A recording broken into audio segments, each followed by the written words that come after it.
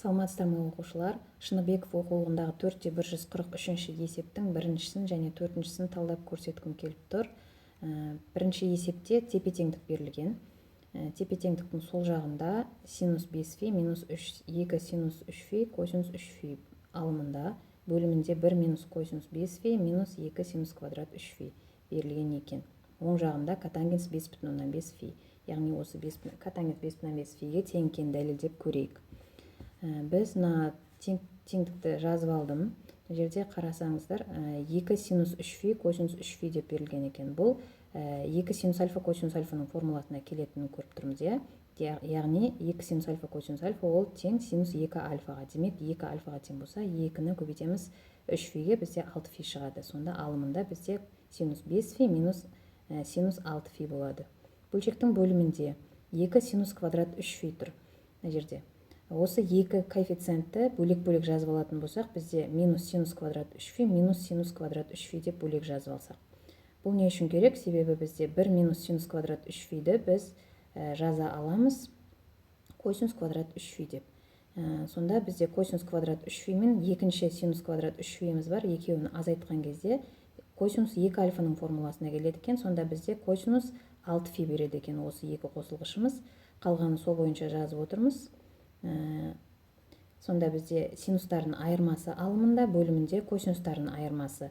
Осы қосындыны көбейтіндіге түрлендіру формуласынан қолданатын болсақ, бізде мынандай көбейткіштер шығады екен. Алымында, бөлімінде айырмашылығы тек 5 фи мен 6 фиді азайтамыз алымында, бөлімінде 6 фидан 5 фиді азайтамыз. Себебі бізде 5 фи бірінші тұр алымында, 6 фи екінші тұр, бөлімінде керісінше болып тұр. Сонда екеуін орнына ауыстырған кезде бізде азайтқан кезде таңбасында айырмашылық болады. Яғни мына жерде 5 фи минус 6 фи бізде минус фиді береді алымындағысында, бөлімінде плюс фиді береді.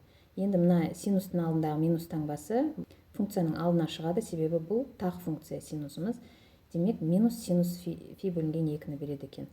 Сонымен бөлшектің алымында, бөлімінде бірдей көбейткіштер шығады. 2 синус фи бөлінген 2 минусымен, бөлімінде де минус 2 көбейтілген синус фи бөлінген 2. Екеуін көппен көрсеткендеріміз қысқарып кетеді. Сонда бөлшектің алымында 11 фи бөлінген 2-ден 5,5 фи қалады. Бөлімінде синус 11 фи бөлінген 2-ден синус 5,5 фи қалады. Сонда бұрыштары бірдей, косинустың синусқа бөлген кезде котангенс 5,5 фи болады екен.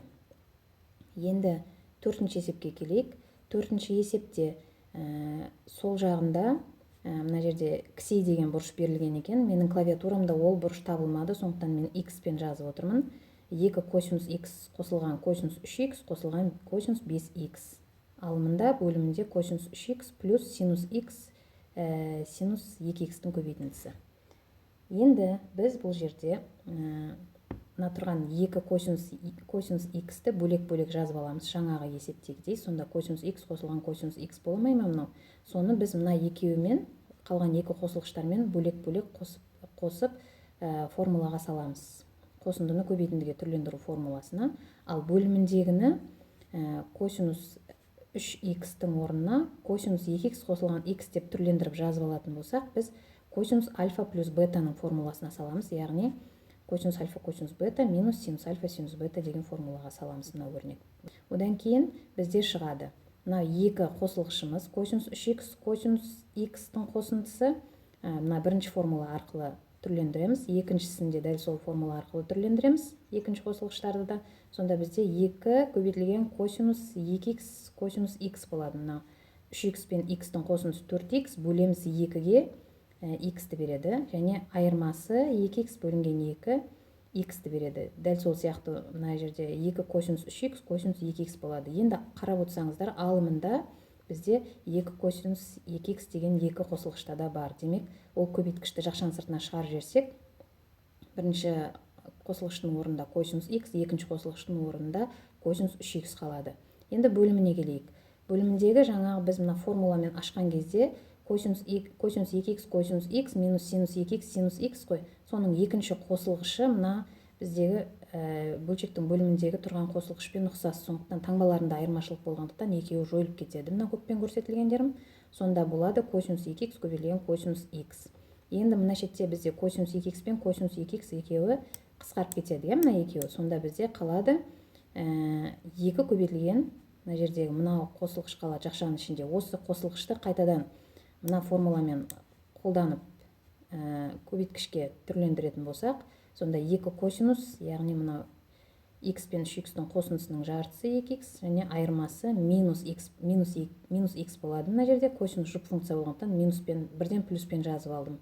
Сонда бізде мына екеуі жойылады. Сонда шығады 4, мына 2 мен 2-нің көбейтіндісі 4 және косинус 2x қалады. Сөйтіп дәлелденді.